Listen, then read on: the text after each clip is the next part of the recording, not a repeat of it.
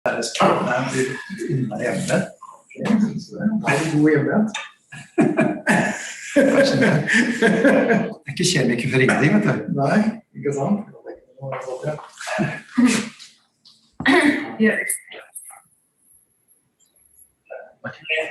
Hello and welcome back to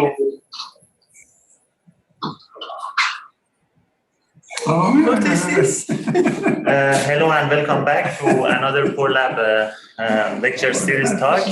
Our today's speaker is Dr. Martinez, group leader at Swiss Federal Institute of Aquatic Science and Technology and research associate at the Department of Civil and Environmental Engineering at ETH University. He is also a guest scientist at Los Alamos National Lab. Dr. Martinez got the PhD in subsurface hydrology at the Technical University of Catalonia. Then he proceeded his research activities by two postdoctoral fellowships, one from CNRS University of Rennes in France and Los Alamos National Laboratory in the US.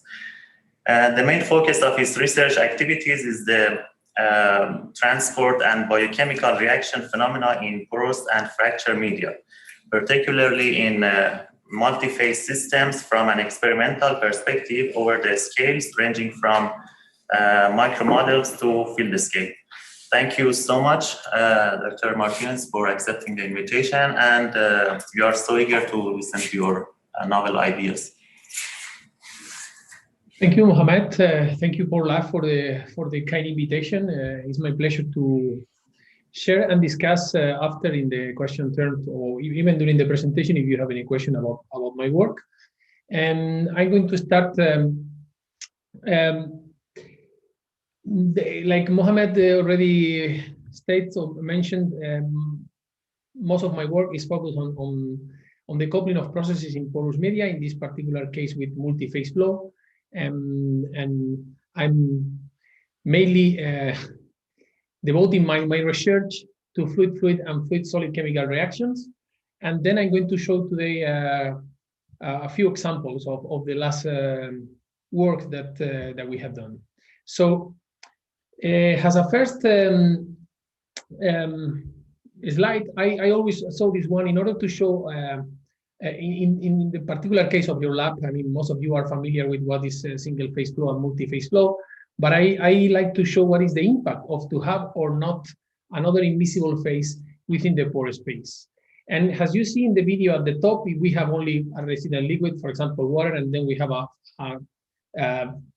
tracer, for example. In this case, this is a millifluidic experiment in a 2D porous media or quasi-2D fracture with obstacles. The obstacles are in gray color, which consists in pillars.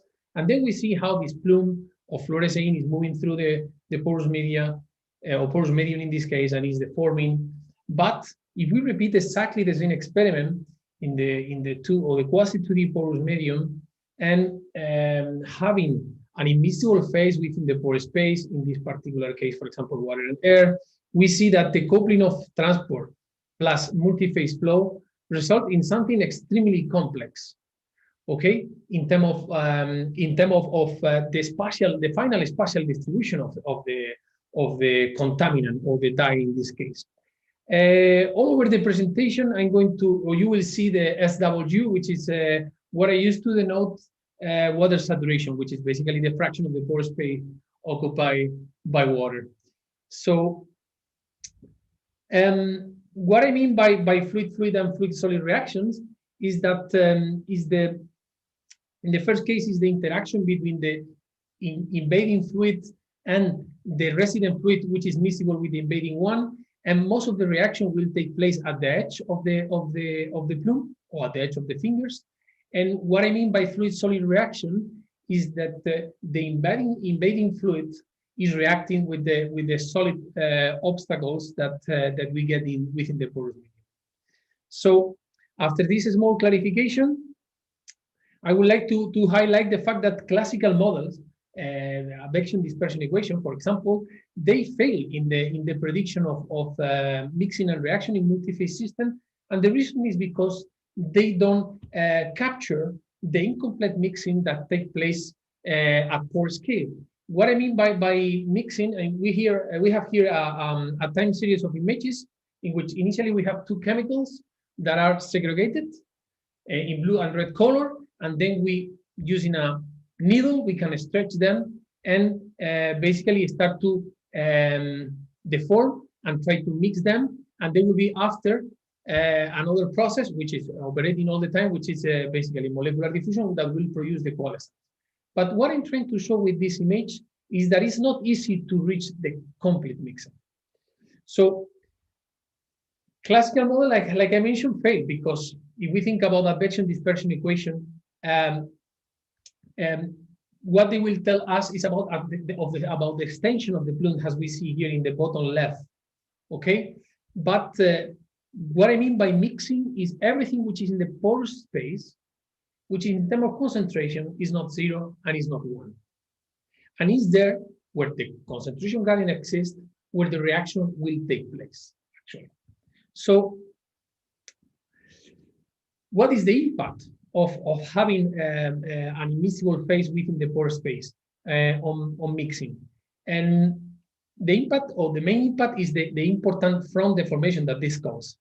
At the top, what we see is a very similar experimental setup that the ones that I showed before. Is a quasi-2D porous medium, and is, in this case, is what I call fully saturated condition, in which we have a resident solution, and then we have an invading solution from the left that is moving from the left to the right. At the bottom, we have, in white color in this case, the immiscible phase, and using the same experimental conditions, we inject the tracer from the left, and then we see how this tracer moves through the porous medium. So what we could see is that the spatial and temporal evolution of mixing is radically different in both systems. Again, mixing is everything which is not 0 and is not 1 in terms of concentration. So what I highlight here in orange color, okay, is basically this region, and also for the bottom image. In black color, what you have here is the line of 50% of concentration, which it will be my reference about to how, or my indicator of the front deformation. So when I compute how this area evolves in time, what we could see is that in the fully saturated conditions, I will follow this color pattern or color criteria all over the presentation: red, fully saturated condition, blue, fully saturated condition, red, partially saturated conditions. So what we could see is that this area was increasing at the beginning because of the stretching of the formation of the plume, but sooner than later, it turned to grow thicker, okay, as expected by the conventional or by the classical theories. But in partially saturated conditions, again, in red color, what we could see is that it was growing all the time, okay? And now we can repeat the same plot, but in this case, using the length of this 50% of concentration, which is also plotted in the partially saturated experiment. What we could see is that for fully saturated condition in blue color, it's growing at the beginning because of the deformation of the front, but after it reaches an asymptotic value because the plume is moving homothetically, okay, and it doesn't suffer any significant deformation, of course, in a relatively homogeneous medium like this one. But in partially saturated condition, what we could see is that the front can grow linear or even faster than linear in time in the case of partially saturated condition. So what is the reason behind all that? The reason behind all that is relies in the velocity distribution. On the left-hand side, you have the velocity field for fully saturated condition. And in the right-hand side, you have the velocity field for in the liquid phase for partially saturated condition. What we can see is that we have regions with very, very high velocities, which is what we call preferential path, and we have regions with very low velocities, which is what we call excitation zones. And if I define a threshold for the velocities, and then I will be able to make the distinction between both type of regions. Okay, the ones that behave like preferential path are plotted here in red color, and the ones that are behaving like stagnation zones are behaving like are in blue color. So This was nicely conceptualized many years ago by Pierre-Gilles Dejean in a very nice paper talking about dispersion in multi-phase system. And he was talking about, instead of preferential path and extendation zone, he was talking about backbones and dead ends. Backbone is what we have here. I hope that you see the pointer of my mouse. And then what we have here is the dead ends, okay, which are the region with low velocities, or in some cases, the velocity can even be 0. So if I now compute the probability density function of velocities for different saturations, what we can see is that that as soon as we desaturate the porous media, okay, the probability to have high velocities increase dramatically. We have here different values of saturation, and for exactly the same porous medium. And what we have observed recently is that the velocity distribution, of course, or the probability to have low velocities increase when you decrease the saturation. It means you increase the fraction of immiscible phase within the porous medium. And this scale like a power law, okay, that is moving, of course, between fully saturated condition up to power to -1. And in the case of high velocities, in order to highlight the high velocities, what I plot here in the inset is the semi-log of the PDF of velocity. And what we can see is that the high velocities scale following an exponential law, which this exponent is increasing, okay, that is decreasing when we decrease saturation. So at the end, the coexistence in the porous medium of low velocity regions, as we see here in the right hand side figure, and preferential path, okay, makes that we increase the probability to have high velocities, but we also increase the probability to have low velocities. This stretch, this deform way more the front or the plume of the contaminant. So the implications behind of that are the chemical reactions. If you have, okay, if you have two chemicals, one resident and the ones that is injected, both chemicals at the contact, they produce or emit photons, which is actually what we call chemiluminescence. Okay, what we can see in this type of experiments is that at the interface between both fluids, the reaction is happening, but if I run again the video, you will see that we are creating small fingers, or what we call lamellas, okay, and then after the coalescence between these lamellas will happen because of molecular diffusion. So we have at the end the two phenomena that I mentioned, that I showed before. We have the stretching because of the presence of obstacle and the shearing in the flow, but then after we have the effects of diffusion that produce the coalescence between the different small fingers, or what we call lamellas. Here the video one more time again. Again, this is the same experimental setup. It's a quasi-2D porous medium in which we have a resident chemical, we inject another one, and the contact between both emit light, photons in this case. So, but of course, these fancy experiments, let's say, I mean, they are nice to see and also to run in the lab. We have a lot of fun at that time when we were running these experiments. But from conservative experiments, you can infer also, or you can get information about the reactivity in your system. And how you can get this is making some assumption, of course. The first one is that a down color number, okay, the reaction is way faster than the affection.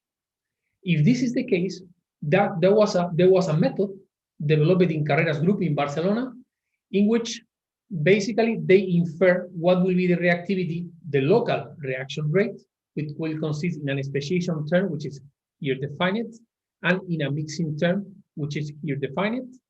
We have K is the equilibrium constant, C is concentration, and in the mixing term, what we get is molecular diffusion and concentration gradients. So then we put both together, we get the local reaction rate, and we do the spatial integral of the local reaction rate. What we get is the global reaction rate, the mass per unit of time of the chemical, in this case P, that is produced in our system. The product has a consequence of the reaction between A and B. So what we see in the top figure, right-hand side, is in blue color, what's going on in fully saturated condition. It's increased at the beginning, as expected, because we are stretching, we are deforming the plume, but it will decrease following a Fickian pattern, as expected. But in the case of partially saturated condition, in red color, is growing all the time, at least for the characteristic time or the length of the duration of the experiment. If we compute the temporal integral of the global reaction rate, what we get is the mass of product. And what we could conclude from this plot, it was that in the case of partially saturated condition, we can produce way more mass. That was counterintuitive, and at the beginning, it was extremely difficult even for us to publish this, because, for example, people that work in soil science think that the presence of fingers reduce the residence time or reduce the travel time within the porous medium. But the presence of fingers also deform the plume more and create more concentration gradients. Therefore, the potential to produce reaction in the system can be higher in partially saturated conditions than in fully saturated conditions. So, what is the reason behind of that? The reason behind of that, and that was the point in the discussion with the soil scientists at the moment to publish this work.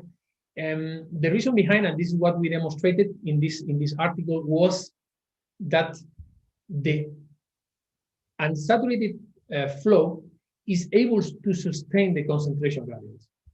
And what I mean by that is that if, and let me show you in the next slide an example,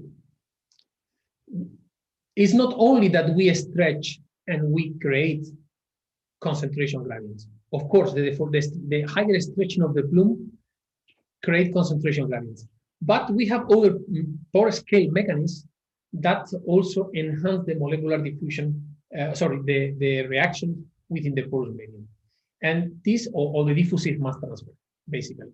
And one of them was that one of the observations that we did at that time, and I found this very curious, it was that when we do a cross-section of one finger in one position, we have here one finger is moving through our porous medium or through the wetting phase in this case, and then we zoom in, and this is what we see here in this snapshot. And what we see is that this finger is passing by, and then we're computing the profile or the cross-section of concentration. And then what we could see is that we got a profile, okay, that it was displacing homothetically, okay, but without changing the shape. At the beginning, of course, we have a profile like that. What we see here, time is increasing in the vertical direction in this plot. And then what we could observe is that when the concentration touch the wall, then start to increase or refill, okay, the pore throat that in which we are making the observation, we are doing the observation. If now, during the duration of this process, in which the finger is refilling the pore throat, we compute the derivative of this, which is basically the concentration gradient, but in the transverse direction to the main flow direction. What we could see is that we get exactly the same. So what does it mean? That in this position, the ones that we selected in this position, for a time window, we were having exactly the total concentration gradient. It was exactly the same. It was sustained in time. And then you can think about, okay, Joaquin, maybe that will be extinguished in time there, of course. But you can think in the next X position, and you can think about in the next exposition, and you can think in the next one, etc., and in many different fingers, in many different locations, all over the porous medium. And this is a pore scale mechanism that can sustain the concentration gradients in unsaturated porous media. And this phenomena, or this process, it happened thanks to the fact that we have a huge longitudinal dispersion in these fingers because of the high velocities in these preferential paths. So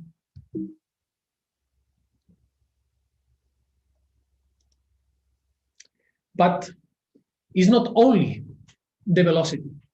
It's not only the velocity responsible of an enhancement of reaction in unsaturated porous media. It's also the topology, how the phases are organized.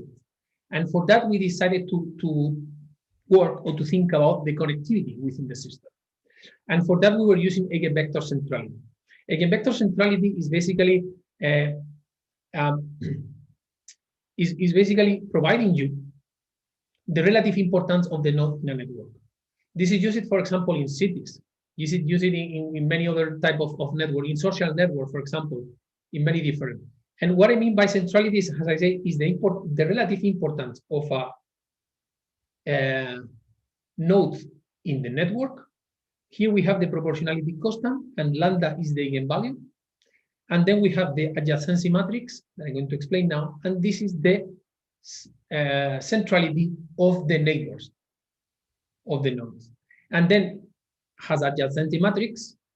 It will be 0 if they are not connected, and it will have a weight if both nodes are connected. So, okay. What we did in our porous medium, in our quasi-2D porous medium, what we did is basically to create a pore network, and we will start to think like the people that work in graph theory. So in our particular case, the weight was defined in order to exaggerate the differences, was defined like an exponential function between a standard pore throat and the actual pore throat. Okay? So it means that we will get 1 in terms of weight if the pore throat is big, means that the 2 pores are very well connected, and it will be 0 if it is not the case. So, but of course, these kind of things never works in the first time. And we were very disappointed. And one of the problems that have centrality is the localization. It will tell you what is the most important node in the network. Okay, but this is not what happened in porous media. In porous media, we have effective porosity, and all the pores what can be somehow connected, right? For example, if we think in terms of diffusion, by molecular diffusion, sooner or later, all the pores will be connected, or if we think in terms of changes in pressure. So for that, what we did is to add an spurious values here, a random value, in order to ensure that at the end, all the pores were connected.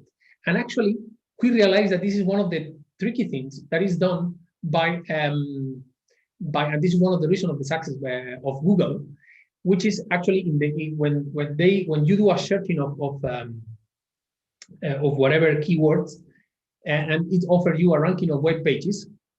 Actually, what it makes is to assume that sooner or later different pages will be connected by a hyperlinks.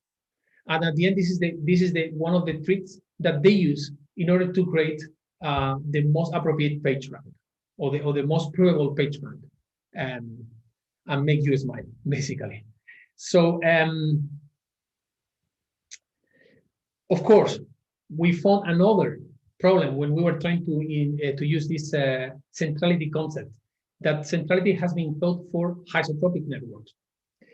And of course, in porous media, we don't have isotropy in general. We have anisotropy, especially because the flow of the transport of mass happens from one side to the other. There is usually a flow direction. So then in this case, what we proposed, it was to use a cosine director, in which if the connection between 2 pores, okay, between 2 nodes through an edge is beyond 45 degrees, okay, that starts to weigh much less than if the pore is just in the flow direction. The probability that two pores that are connected in the flow direction is much higher than if it's 45 degrees or even more than that. This is a criteria that we adopted, and in order to introduce an anisotropy into the system. And this is what we got. This is some of the experiment that I showed you before, okay? And here what we show, it was in what I show here, what I try to represent here is the area of the water phase that was touched by the dye, by the tracer, okay? While in blue color is everything that was during the duration of the experiment, which actually was 4 times the characteristic time of molecular diffusion over a pore throat. Okay, this was the area in red color that was affected by or touched by the tracer. Also here another example. Then now I put here the map that we got using the Eigenvector centrality, and you can recognize that in warm colors here more or less coincide with what you get on the left-hand side, okay, for the tracer, for the transport experiments. So we went further and we make the overlapping between the images. And what you see here in brown color is actually the overlapping between the centrality, giving a threshold, okay, and the where the tracer was during the experiment. And we have about 80% of overlapping between both. Of course, we are still discussing with the colleagues from Los Alamos that we did this work. We are still discussing how to decide about the threshold that we impose in the centrality in order to match where was the tracer. But of course, that will be a function of the molecular time, of the characteristic time of molecular diffusion. So, and then we say, okay, why not to use centrality without any threshold, anything, just our centrality, basically the probability density function of centrality, and to define an indicator, okay, of the dilution potential or the mixing capacity of the porous medium. Because we demonstrated that actually when computing or using the definition of Shannon entropy, and instead to use, okay, the probability of a character number I appear in the string of character of messages, which is actually the definition of Shannon entropy, we replace that by the centrality. And then what we get is an entropy for our system, and we demonstrate that the entropy, as expected, was increasing when we decrease water saturation. But what it was also interesting for us to demonstrate is that the connectivity, which is the maximum eigenvalue divided by the number of nodes, decreases when you decrease saturation. Okay, nothing new with respect to, for example, percolation theory, but there are few things or few features in this plot that, for example, you can get different saturations, but you can get more or less the same entropy and more or less the same connectivity. What does it mean? That the dilution potential of or the mixing capacity of this particular porous medium with a certain saturation, okay, or in other words, you can get very similar mixing having two different saturations depending how the phases are organized within the pore space. But we, of course, we want always go further, and then we're thinking, okay, but how to predict mixing in unsaturated porous media? And for that, what we did is much better to work with a pulse injection.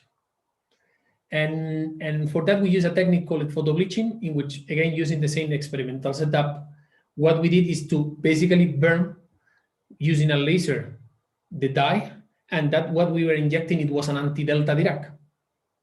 Okay, and then this is how it looks like for a fully saturated condition, and this is how it looks like for partially saturated condition.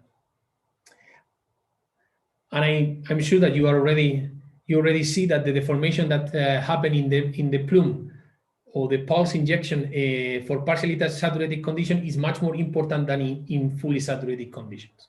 So here we are enhancing the surface in contact for diffusive mass transfer between the plume and the resident solution versus what happened in fully saturated conditions. And then to quantify mixing or to characterize mixing dynamics in this type of experiments, the ones that are using the photobleaching technique, we use an indicator of the mixing state in the system, which is the scalar dissipation rate, defined like the integral of the molecular diffusion and the modulus of the concentration gradient square. The advantage that we get using a pulse injection is that it's not needed to compute the concentration gradient, which is actually extremely difficult and extremely noisy always from experimental data, and also even from numerical ones. So in this case, it was demonstrated in previous articles that we can get the scalar dissipation rate from the mixing state of the system, which is actually the integral of the concentration square in the area occupied by the plume, basically. And then what we did is for different saturations, we compute this scalar dissipation based on in this definition. Okay. So, and this is what we observe. It's not like before, because now we have a maximum or a maximum of mixing, okay, a maximum of scalar dissipation, a maximum of concentration gradient. But after that, because if it is not a continuous injection, what we should expect is a decay in the concentration gradients, okay? So, and then we decided to use the like a model or conceptualize the deformation of the initial line by a shear-enhanced mixing model, or this is how we name it that. And basically what we did is that we have initially our line. Our line is initially a volume, okay? And initially is deformed. This deformation is by shearing, okay? Basically in the initial time steps, at the beginning, at the early times, what produced is a compression of the width. The compression of this width enhances concentration gradient. Okay? Of course, at longer time, we will have the action of diffusion. But initially, what we get is this initial shear of the line, and then we have a compression. We reduce the width. Elongation in this case, because we are thinking about a shear flow, it was considered like a linear, like linear, basically. So the mean concentration gradient, okay, in the line, basically is the mean concentration that we get in the initial pulse, okay, all over this line, divided by the mean width of the line. And then the average concentration, okay, how we define that, it will be the initial one plus a warped or the forming time, okay, which again include the definition of elongation, but also include the effective diffusion that was used in this case. We found that it was because of the experimental condition, effective diffusion was much more. It was the actual process and no molecular diffusion. Of course, molecular diffusion is happening, but it was needed to include the effective diffusion within the model.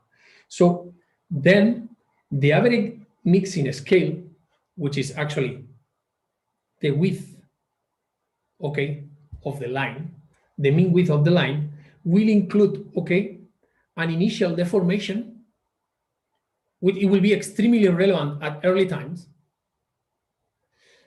and again promotes concentration gradients, And then at longer times, what we will get is a much more relevant effective diffusion or molecular diffusion, okay?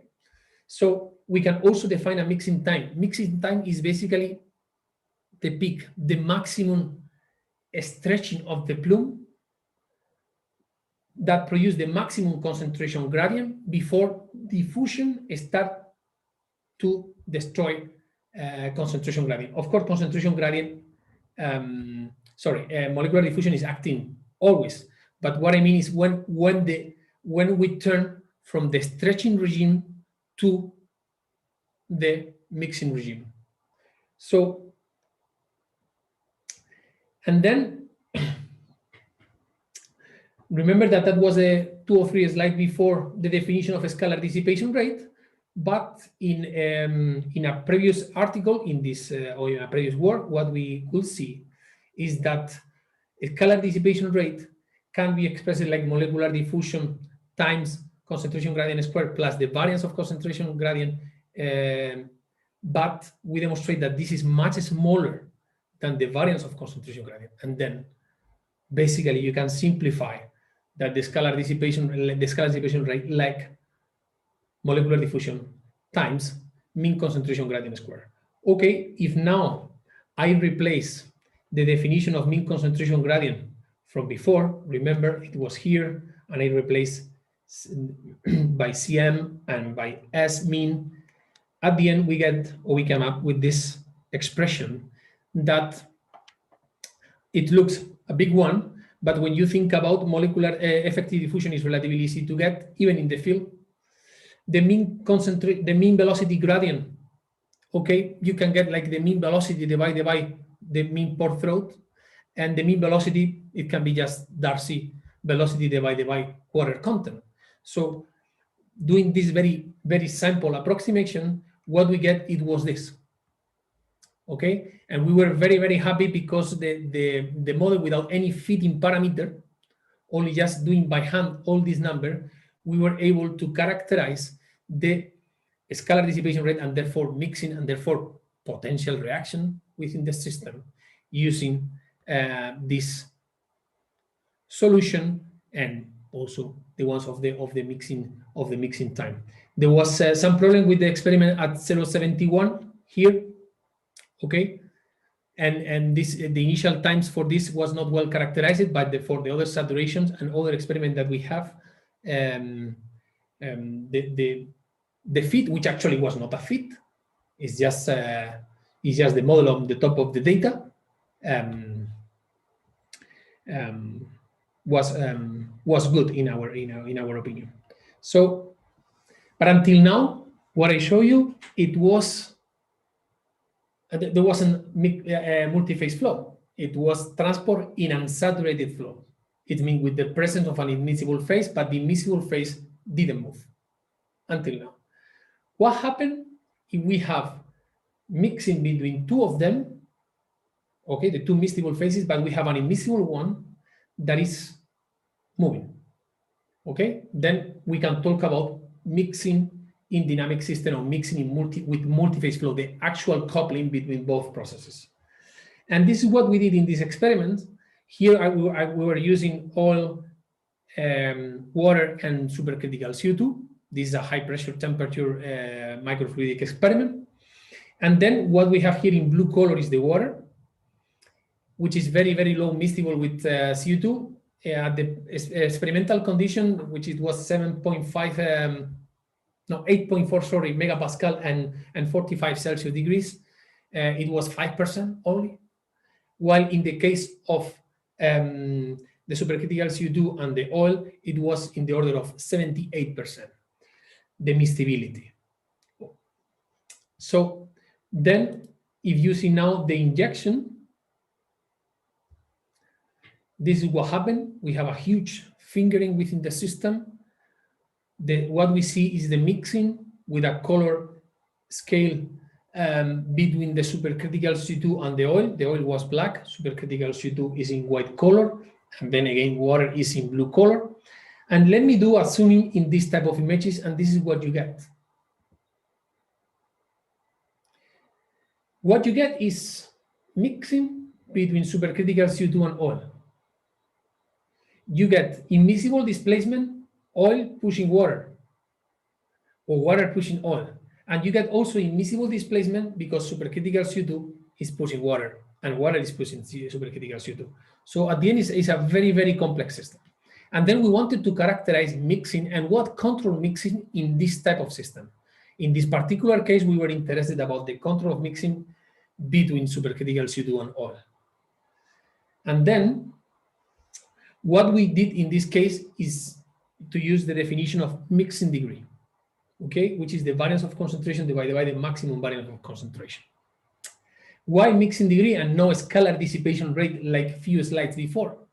Because here we don't have resolution in the images to compute the spatial derivative. So then we decided to work directly with concentration and with the variance of concentration. And what we could see is that in the experiment 1, which is 2 phases, miscible ones, oil in black color and supercritical CO2 in white color, what we see is how this mixing degree, okay, is going from 0 to 1. Basically, at the end, we fully clean our chip, and then we let the chip fully saturated in supercritical CO2. But when we have water within the system, what we could observe is that not always we get the same degree of mixing, okay, between supercritical CO2 and oil. And then it was there where we asked why. What is the reason behind of that? And because initially in these 2 experiments, we have especially the same, we have the same bulk water saturation and oil saturation. We have, in terms of spatial distribution of water, they were extremely similar with all the statistics. The initial condition were extremely similar in both experiments and in many others that we did. But the reason behind it was, okay, we start to think about, okay, water here is playing a role. Basically, the displacement of water, which is acting here like an immiscible phase, is like to have one more obstacle, okay, that is changing in space and time. And how this water is reorganizing within the pore space is very relevant for the mixing between the oil and the supercritical CO2. And to characterize the temporal, spatiotemporal evolution or organization of the water, what we did is an upscaling. We were able to define, because we have a lot of statistics in these experiments, to define a representative elementary volume. And then doing a moving average, we define maps like the ones that I show at the bottom with saturation of water. Okay, and then we use, or we did geostatistics, and we compute the variogram. For every time step, we have a single variogram of the saturation distribution. And then from this variogram, we get the range, and the range provides information about the characteristic or correlation length, characteristic length within the system. And then now I back to this, to the plot in which what we could see is that experiment 3, the one here, okay, when we are injecting at the beginning, we are losing, okay, the range. So we are reducing the correlation length. We are increasing the heterogeneity within the system. But it also happened in a different way in experiment 2. But for me, what was much more important, it was not the initial, of course, the initial time steps are very relevant. But what was very important is at long term, okay, where each system remains. And what we could see is that in the experiment 3, okay, the correlation or the range was higher than in the case of experiment 2. Okay, and then what we could see is that the system that keep a shorter correlation length is the one, or a range, is the one that mix more. And this is what we see here. Experiment 2, the ones that have a shorter correlation length, it means that the water turn in a way that the final system is much more heterogeneous is the ones that are going to mix more. And that's why we get this higher mixing degree for experiment 2 than for experiment 3. So, and then now the last part of the presentation, which is what is the, until now we have been talking about mixing in unsaturated flow, mixing in multiphase flow, and then now to conclude it will be mixing or a multiphase flow and fluid-solid reactions. Or what is the impact of multiphase flow on fluid-solid reactions? And for that, I choose a very simple geochemical system, or a well-known geochemical system, which is the one of calcite, okay, which by the action of carbonic, basically you can dissolve it, and if you go in supersaturated condition, basically you can precipitate calcite. So, of course, this system is highly controlled by the partial pressure of CO2, and in this particular case, what we use or what we did is, or the technique that we decided to use, it was Geo-material microfluidics, in which we embedded in the microchip a piece of rock, and in this piece of rock, what we define, we define the features, sorry, using a CO2 laser. We etch the features,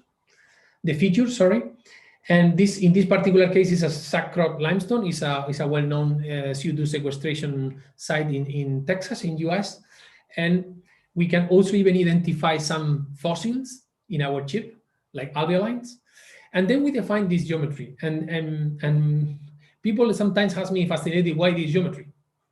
And the reason is that these experiments are long-term experiments, and we were trying to get as much information as possible.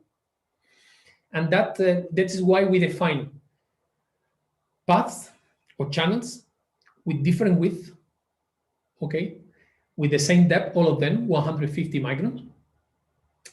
And we also have two dead ends, okay, one in front of the flow and the other one in the shadow of the flow, okay. And then what we were combining our microscopy experiments with interferometry measurements to get the topography of the chip at the beginning and at the end of the experiment. We were using a technique which is called contact-less high precision or structured light to make the reconstruction in 3D of the chip before and after. You can do also different time step. In this case, we were able to do only this at the beginning and at the end, but the perfect coupling between the microscope and the interferometer will allow to do it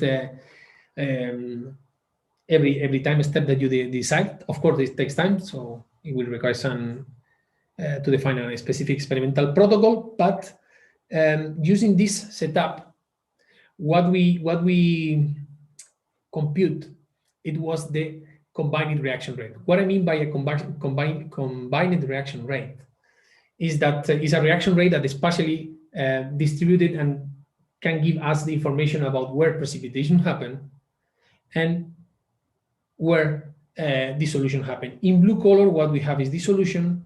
In red color, what we have is the region where we have precipitation.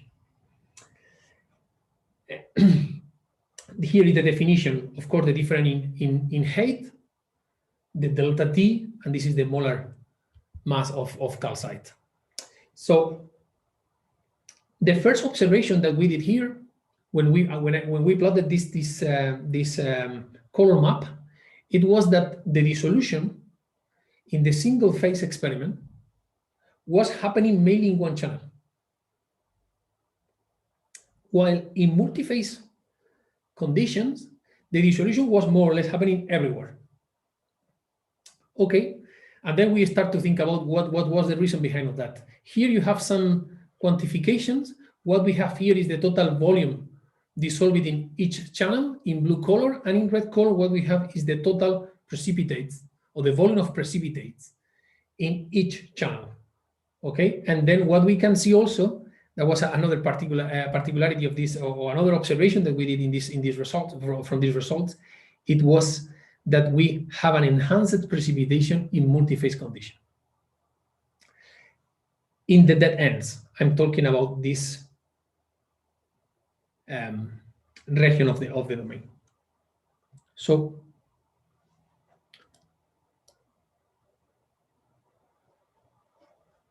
let me back to the beginning.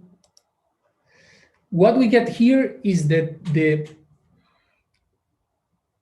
geometry in single phase condition left at the beginning and at the end, the final one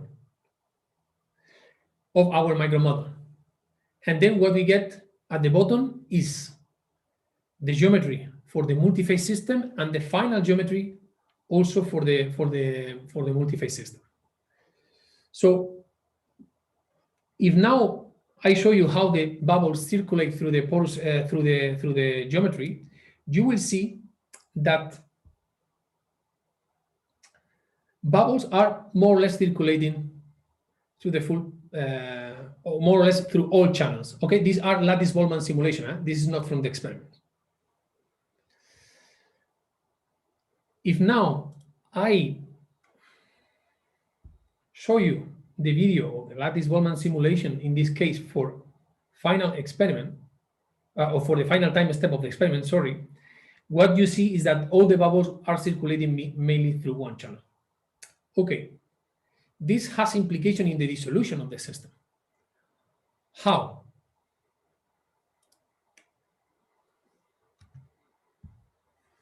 This is the velocity in the mid-plane. We compute the velocity, of course, because with the lattice-Boltzmann simulations, I mean, at the end we get not only the multiphase flow, so we get the velocity in the liquid phase. What I show in blue color are the bubbles of the CO2. I didn't show the liquid. The liquid was transparent in the videos. But here what we show is the velocity in the liquid phase. In this case, it was water.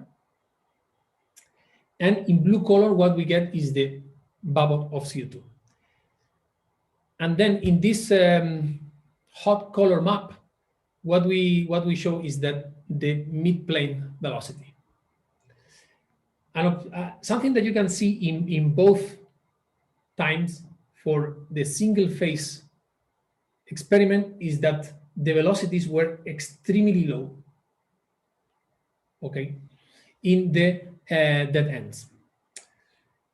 And another observation that you can do is that the velocities now in the final time step are much higher in the channel of 750 micron initial width, okay, the one at the top, okay.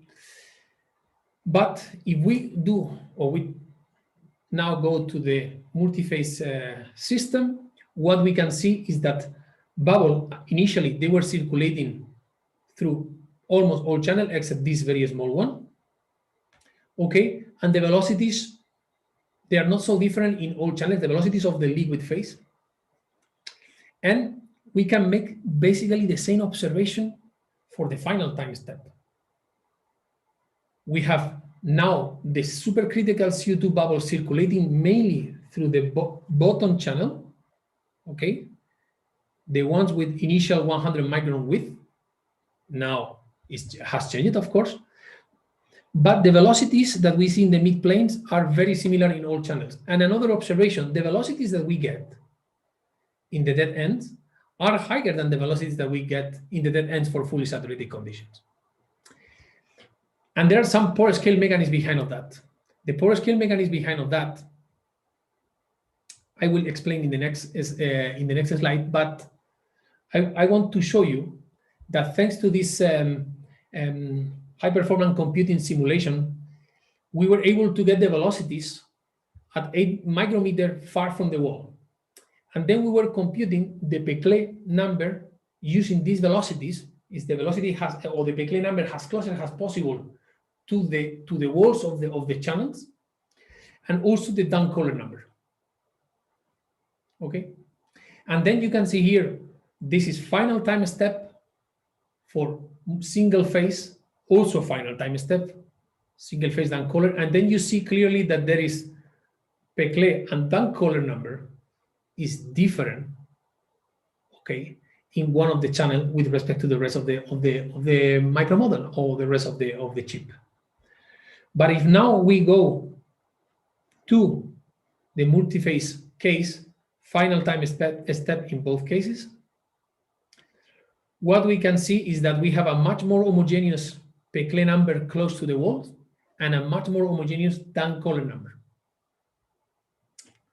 The reason for that is that bubbles help to redirect the solution, or the solution, in this case, the liquid solution, water with CO2, alternating between channels. When the water is circulating through one channel and is dissolving this channel, when it's turned very big, the bubble, because of capillary forces, will go to this one. And then most of the liquid will circulate in others. And when the other turns bigger, it will be the other way around. There will be an alternancy, okay, of the multiphase flow between different channels. This alternancy homogenizes the dissolution within the geometry. Another observation that we could do is that the bubbles can redirect flow into the dead ends. And if the solution that is redirected to the dead end is already saturated in calcite, then if you put this solution within the dead ends, and then the bubble move, and then now the solution remains there, what you have in the dead end is super saturated solution with very low velocities, which is perfect to have precipitation.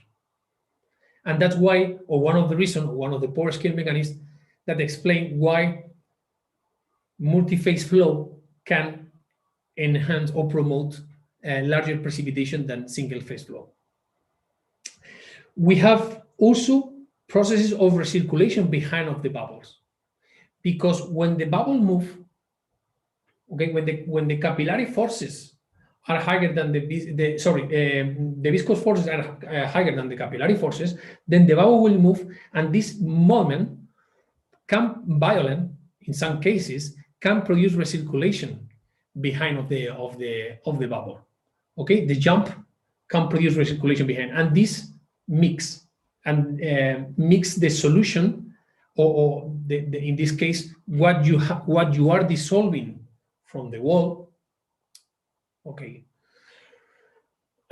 with the rest of the solution, and also put in contact fresher solution with the wall for more reaction. Thanks to the recirculation that you can get here, without any advection in the main flow direction, just the recirculation here can put fresher solution in contact with the wall of the chip, in this case, in contact with the rock. So with this, I conclude, and I would like to, in this slide, to summarize the three take-home messages of this presentation. The first one is that the immiscible phase makes fluid flow more heterogeneous. The second one is that unsaturated systems enhance mixing and reactions and multiphase systems.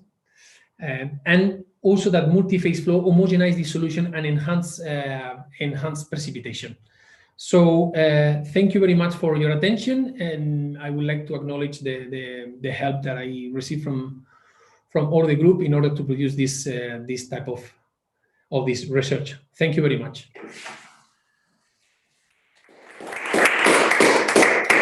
Thank you so much, Dr. Martinez.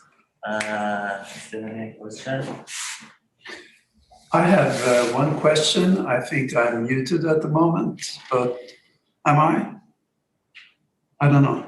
Anyway, I have a question, and that is in the 2D experimental work where you have, I suppose, glass beads with a water saturation less than 1.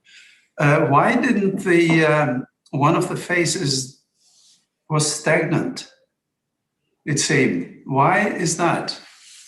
The flow rate that we were using, after to create the saturation, we developed an experimental protocol to create the spatial homogeneous distribution of phases, and then we stop the experiment, let's say, having this spatial distribution of water and air, and now we inject the dye with a flow rate that was not able to displace the bubbles. to displace the immiscible phase. So the viscous forces were smaller than the capillary forces that keep the bubbles within the system. I have to say also that these experiments are in horizontal. We don't have gravities. Okay. Okay. Any other questions from the participant? Thank you so much, Dr. Martinez. It was so interesting. Thank you very much. It has been a pleasure, and it's nice always to talk with a well-known group like yours. Thank you. Very much. Thank you. Have a nice day. Bye. Bye-bye.